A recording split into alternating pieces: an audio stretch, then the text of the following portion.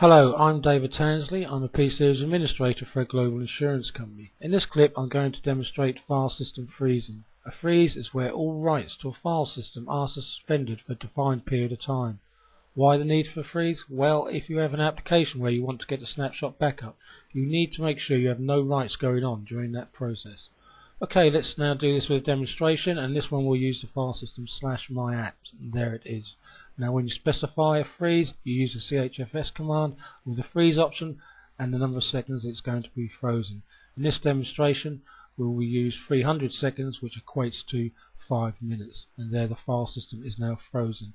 Now all writes are suspended but all reads are good to go, so we'll try and count a readme file. And there we are, it is displayed. Now if we try to remove that file, because all writes are suspended, the RM command will hang. So now let's do an immediate thaw. Now when you do an immediate thaw, you specify it either with the off or 0 parameter. And there we are, the file system is now thawed without pause or regard. Now let's now look at a small script that will generate files into this file system. And when it does that, we will pause it halfway through. Now here's a file. Now you can see here it generates 100 meg files. So now let's run that command. And there we are. Off it goes. And if we have a look at the directory, we can see the files are now being populated in that file system. Now let's freeze it. And this one we'll just freeze it for say 5 seconds.